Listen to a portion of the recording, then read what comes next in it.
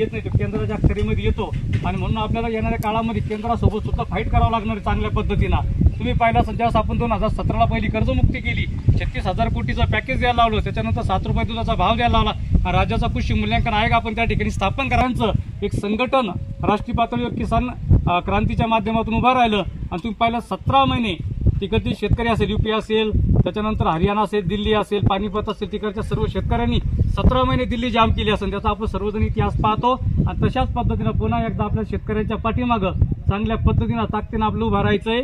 आणि म्हणून याच माध्यमातून आज श्रीरामनवमीच्या माध्यमातून आज चांगला दिवस आहे। आपण या ठिकाणी कार्यक्रमाची शेवटकर जाताना नंतर क्रांतीची मशाल पेटून आज खऱ्या अर्थानं आपण क्रांतीची सुरुवात करणार आहोत आणि येणाऱ्या काळामध्ये शेतकऱ्याच्या पाठीमागे आपल्या ताकदीनं उभं राहायचंय।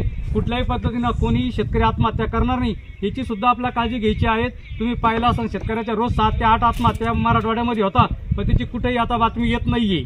सुरुवातीला बातम्या यायच्या, पण आता सरकारने त्या सुद्धा बातम्या दाबून टाकण्याचं काम सुरू केलेलं आहे। आणि म्हणून आपल्याला गाव पातळीवरती एक चांगल्या पद्धतीनं वक्ते तयार करावं लागणार आहे, गाव पातळीवर चांगल्या महिलांचं संघटन उभं करावं लागणार आहे आणि भारत क्रांती मिशनच्या माध्यमातून जो काही आपला संकल्प आहे 140 कोटी लोकांपर्यंत आपला संवाद करायचा आहे। छत्रपती शिवाजी महाराज असेल, महामानव डॉक्टर बाबासाहेब आंबेडकर असेल, महाराणा प्रताप असेल, त्यानंतर अहिल्याबाई होळकर असतील, यांचे जे काही विचार होते आपल्याला खऱ्या अर्थानं ते गाव पातळीपर्यंत घेऊन जायचंय आणि महामानवाच्या विचारातून पुन्हा एकदा देश आपला खऱ्या अर्थानं स्वतंत्र करायचा आहे। स्वातंत्र्य म्हणजे